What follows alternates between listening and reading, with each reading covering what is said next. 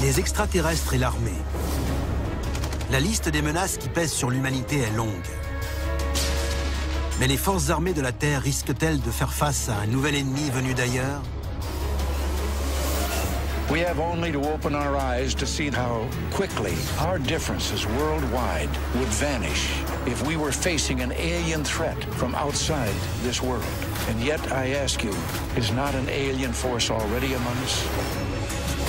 Des combats d'ovnis dans le ciel aux agressions extraterrestres contre les armes les plus puissantes de notre planète, vous allez découvrir des documents militaires qui pourraient prouver que les gouvernements des 4 coins de la planète se préparent depuis longtemps au prochain grand conflit mondial, une guerre intergalactique.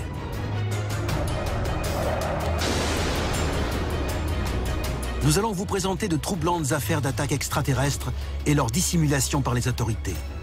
Aujourd'hui, dans Alien Files, les secrets des extraterrestres et de l'armée. La machine est en marche. Des dossiers restés confidentiels pendant des décennies et décrivant des manifestations extraterrestres ont été rendus publics. Nous allons révéler le contenu de ces documents et découvrir ce que le gouvernement américain voulait cacher. C'est à suivre dans Alien Files, l'émission qui perce les plus grands secrets de la planète Terre.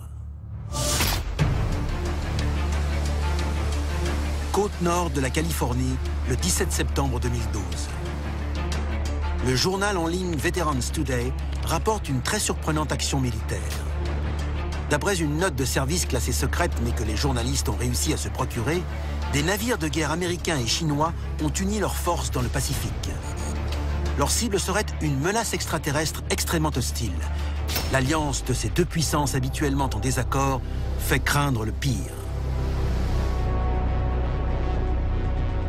Si on y réfléchit, si la Terre devait un jour faire face à l'invasion d'une race extraterrestre, ce ne serait pas une guerre entre tel et tel pays. Les frontières s'effaceraient. Il faudrait nous unir et combattre dans cette guerre tous ensemble. Le gouvernement américain n'a pas confirmé l'information, pas plus qu'il ne reconnaît l'existence de vaisseaux extraterrestres. Mais si les aliens ne présentent pas de danger évident et immédiat, pourquoi les forces américaines se préparent-elles à une telle menace? Dossier déclassifié, l'instruction de l'armée de l'air 10-206. En 2011, des documents officiels apportent la preuve que l'armée de l'air croit dans l'existence des ovnis. En faisant des recherches pour savoir si l'armée, aujourd'hui, continuait à enquêter sur les ovnis, j'ai découvert le manuel de l'armée de l'air 10-206. Pour moi, c'est la preuve irréfutable qu'il y a encore des instructions précises pour la transmission d'informations sur les ovnis. Même si les militaires et le gouvernement américain disent publiquement ne pas s'intéresser aux ovnis, le document 10-206 de l'armée de l'air prouve le contraire. Ce n'est pas un manuel des années 1960 ou 70. On dispose désormais de la preuve irréfutable que l'armée enquête encore activement sur les ovnis.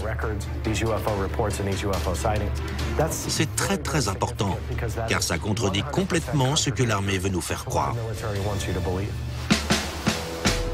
L'armée, qui est là pour répondre aux plus graves menaces qui peuvent peser sur le monde, a officiellement inscrit les soucoupes volantes sur la liste des dangers potentiels. Et plus troublant encore, elles y figurent depuis plus de 40 ans.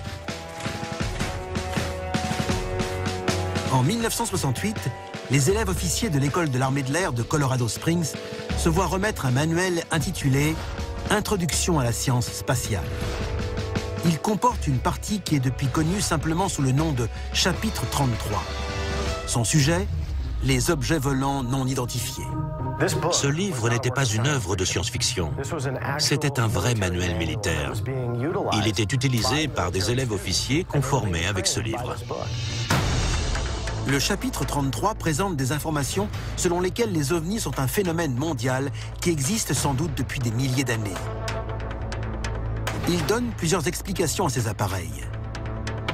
Il évoque notamment la possibilité que les ovnis soient habités ou télécommandés par des êtres étrangers à cette planète.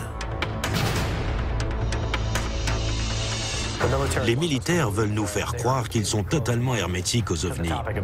Mais ce manuel montre qu'ils sont un peu plus sensibles à cette question qu'ils ne le disent. Les pages de ce document de l'armée de l'air sont-elles la preuve de ce à quoi les militaires se préparent dans le plus grand secret?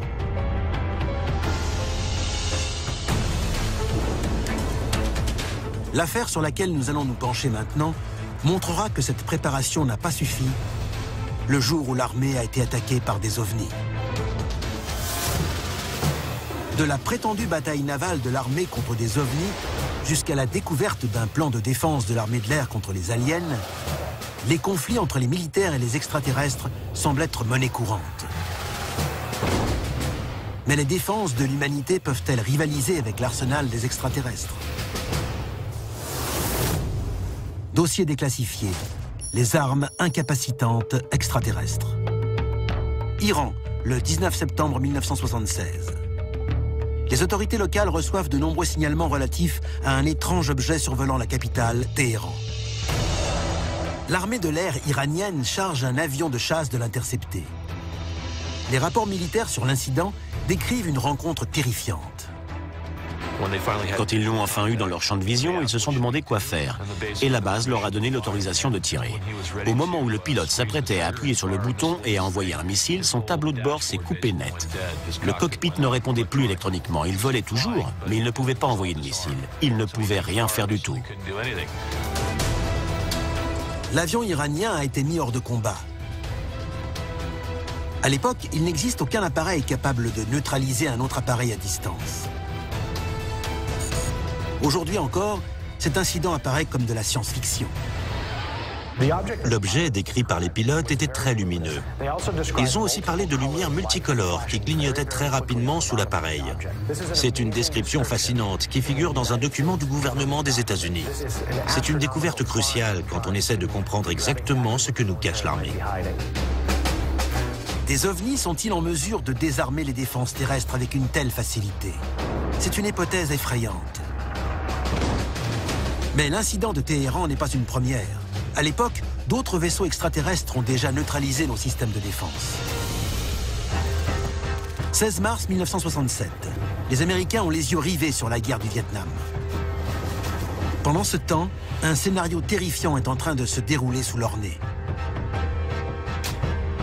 10 têtes nucléaires de la base de l'armée de l'air de Malmstrom, dans le Montana, sont parfaitement opérationnelles et prêtes à être lancées. Le capitaine Robert Salas travaille à 18 mètres sous terre, au sein du 490e groupe de missiles stratégiques, quand il reçoit un appel de la surface. Un objet volant non identifié survole la base. De nombreux membres de l'armée ont vu cet objet voler juste au-dessus d'un silo de lancement qui abritait 10 têtes nucléaires.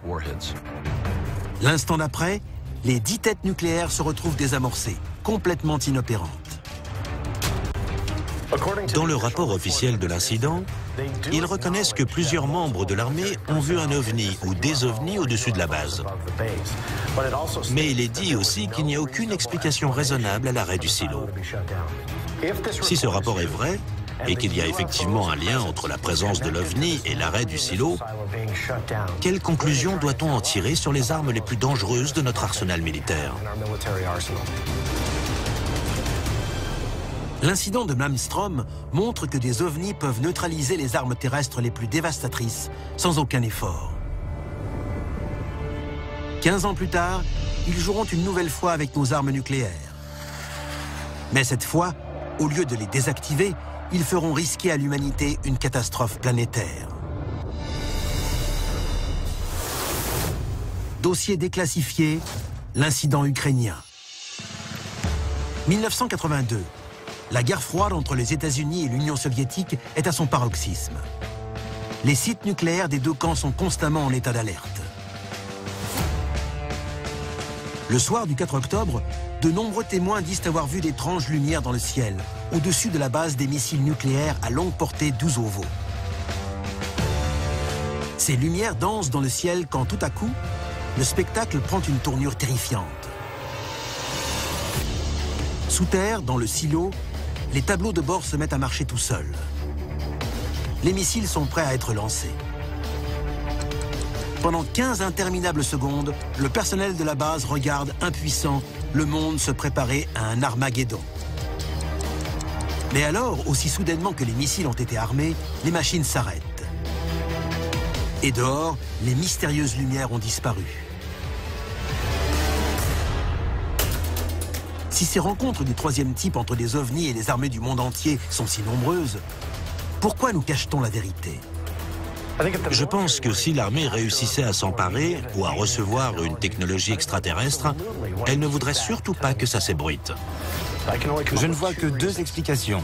La première, c'est qu'ils ne veulent pas semer la panique et risquer que les gens essaient d'abattre ces ovnis eux-mêmes. Et la seconde, c'est qu'ils veulent garder cette technologie pour eux.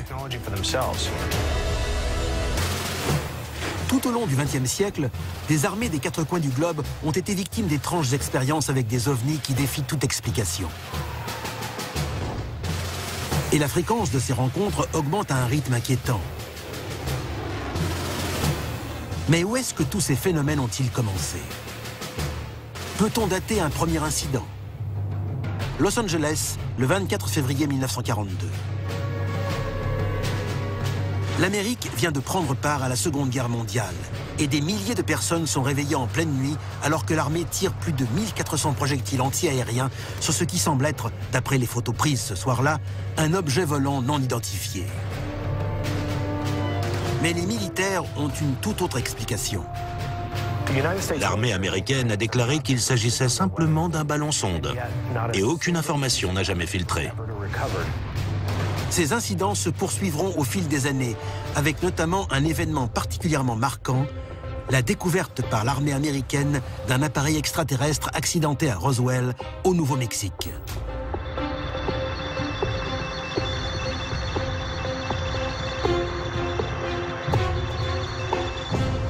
Ces rencontres ressemblent de manière troublante à d'autres affrontements entre l'armée et des ovnis en Amérique du Sud, en Iran, en Chine, en Russie et d'innombrables autres endroits dans le monde. Mais pourquoi ces incidents ont-ils régulièrement augmenté depuis la Seconde Guerre mondiale? La réponse ne fait que soulever des questions encore plus préoccupantes. L'armée dépense des milliards pour améliorer notre technologie. Et ça ne fait que 10 ou 20 ans qu'on est en mesure de recueillir des preuves de l'existence de ces ovnis. Et même, d'après certains, d'engager le combat avec eux. Mais peut-être que la vraie question est de savoir d'où vient cette technologie au départ. Dossier déclassifié, les soucoupes volantes américaines. Officiellement, le gouvernement américain n'a jamais reconnu avoir récupéré un ovni ou faire des recherches sur un engin spatial extraterrestre pour développer des armes. Mais de nouveaux éléments prouvent peut-être le contraire. Beaucoup des documents rendus publics aujourd'hui font état d'une technologie avancée et de la construction par l'armée d'engins qui ne peuvent pas être décrits autrement que comme des soucoupes volantes. En 2012, des dossiers déclassifiés issus des archives américaines dévoilent les schémas d'un prototype secret de l'armée de l'air connu sous le nom de projet 1794. Une soucoupe volante capable de décoller et d'atterrir verticalement. Si on avait effectivement construit le 1794, on serait face au premier appareil capable de rivaliser avec des ovnis. Les croquis indiquent qu'il serait en mesure de se déplacer à 4100 km/h et aussi de tirer dans la stratosphère. Il aurait été capable de relier New York à Miami en seulement 24 minutes. Mais le projet 1794 n'est pas un cas isolé. D'autres croquis, comme ceux du projet Silverbug, figurent également dans les dossiers de l'armée. D'autres, comme l'Avrocar, ont été testés et la vidéo de ces essais a été rendue publique. Imaginez la puissance et la technologie dont notre armée aurait pu disposer si le projet 1794 avait vu le jour. Il n'avait pas besoin de piste. On pouvait le garer dans une installation souterraine avec une petite ouverture d'où il pouvait décoller directement pour aller au combat.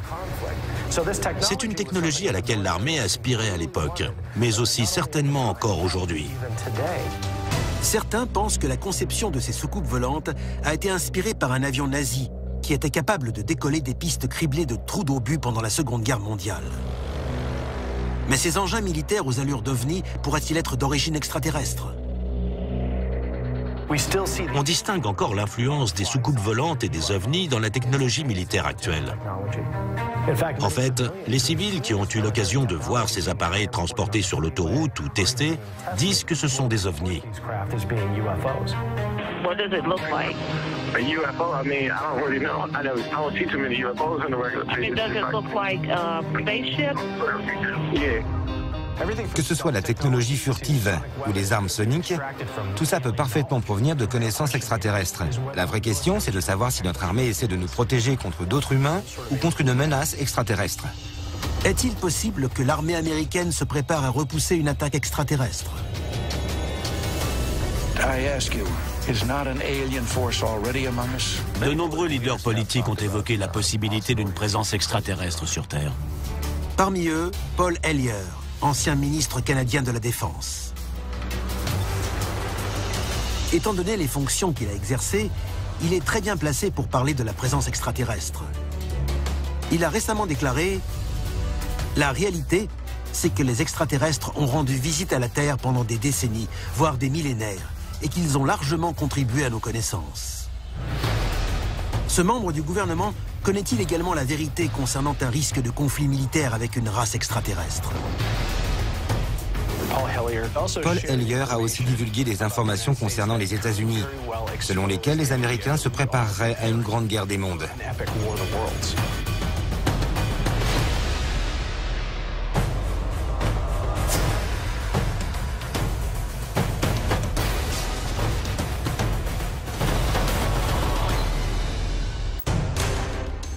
Les ufologues soupçonnent depuis longtemps l'armée de se préparer à combattre une éventuelle invasion extraterrestre.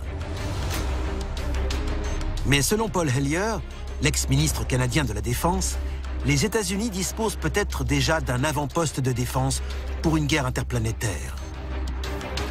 D'après Paul Hellyer, Dick Cheney et George Bush ont donné leur accord pour que l'armée et le gouvernement américain construisent une base sur la Lune. La Lune est-elle la première ligne de défense de la Terre contre des ennemis cosmiques?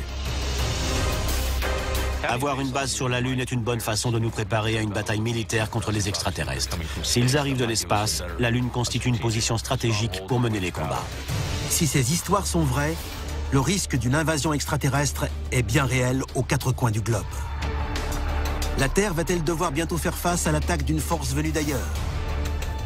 Si c'est le cas, les soldats du monde entier devront peut-être un jour s'allier et former l'armée unie de la planète Terre pour un ultime combat.